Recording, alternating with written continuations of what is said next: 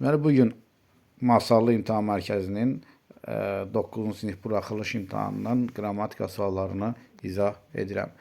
Sözü yalnız bir halda düşünərək sxemini ödəyin, yəni bir məqamda nəzərdə tutur. Bu da ancaq mənsubiyyət şəkilini qəbul edən sözlər deyir. Könlün və oğlun sözündə kökdəki sayı düşür və mənsubiyyət şəkilini qəbul edərək düşür və Y variantında həmin sözlər qrupuna aid olduğu üçün əynin. Bu da düşür. Sonra 2, 28-ci sual. Tələffüzü doğru, yanlışı istəyir və yanlış fikirləri müəyyən edin. Yanlışı istəyir. Tələffüzü doğru olan sözdür. Xəstə, xəstə, üzürlü, üzürlü, düzdür. Yazılışı yanlış olan, artıq burada yanlışı seçməlisiniz. Yanlış olanı və yəni sualda verilib yanlış, biz artıq qabağında olan düzü seçməliyik. Uvertura da düzdür, amma peşman olmalıdır. Ona görə 3-ü götürürük. Sonra deyiliş və yazılış arasında iki fərqli məqam olan sözdür. İki fərqli məqam. Baxaq, burada artıq düz, amma yanlışı istəmişdi. Sərtlik iki fərqli məqamdır. Sərtlik. Sərt dix olur. Amma 6-ya baxaq. Dostluq T düşür, L-dıya keçir, Q-da X-ya keçir. Ona görə 3, 6 cavab. Sinonimlik baxımından uyğunsuzu seçin. Yəni bildiyiniz kimi sinonimlər eynin hissəsi olmalıdır. Amma C variantına baxın, tanınmış fe'li sifətdir, məşhur isə sifətdir.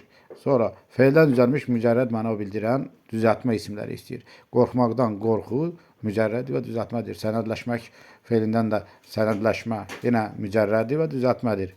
Uyğunsuzluq müəyyən edin. 31-ci sual. Frazi birləşmə və sinonim antonimini istəyir. Qeyd edeyim ki, frazi birləşmələr əgər frazi birləşmə istəyirsə, sinonimlik, antonimlik, ümumiyyətlə frazi birləşmə deyirsə, bir söz yox, ən azından 2 söz olmalıdır ki, o birləşmə yaratmalıdır və məcazilik olmalıdır orada. Baxaq, 1. Xoşu gəlmək, bəyənmək yenə bir söz olduğu üçün artıq bunu götürmürük. A variantı səhvdir. Bizdən də səhvi istəyir. Sonra dil ötmək, çox danışmaq, frazi birləşmə deyil deyə C-ni də götürürük. Sonra bel bağlamaq, yenə güvənmək bir sözdür, həm də bel bağlamaq, güvənmək, ümumiyyətlə heç əkslik də bildirmədiyi üçün elə bunu da götürürük. Cavab 31-də A-dır. 32-yə baxırıq. Hansı sırada bütün sözlərin yağışı səhvdir? B variantı tamamilə yazılmalıydı, amma burada tamamilə yazılıb. Qalustuk yazılıb, U düşməli idi. Atadır, R ilə yazılmalıdır son söz, amma atadır yazılıb. Keçdik 33-cü suala. Hansı cümlələrdə yəlik adı olan isimlə başlayır? Qeyd edelim ki, sənin əvəzi idi, isim deyil, bu getdi. Kitabım sinifin şkafında qalıb. Ümumiyyətlə, kitab sözünün yerinə o qoya biliriksə, deməli, bu mənsubiyyət şəkilsizdir, yiyəlik yox. Onun qoyanda yiyəlik olacaq. B. Mənsubiyyətdir. Fikrin mənə aydındır, yenə o mənə aydındır. Nə o, yenə nə fikrin, bu da mənsubiyyət şəkilsizlik sözdür. Yaxşılığımın əvəzində mənə pislik etdilər. Yaxşılığımın onun əvəzində, gördünüz, burada yiyəlik alı sözdür, həm də yiyəlik alın sualına cavab verir. Və düzəltmə isimdir, yəni isimdir. Y variantı gənc yiyəlik aldadır, amma isim deyil, sifətdir. Ona görə cavab 33-də D. 34-də baxaq.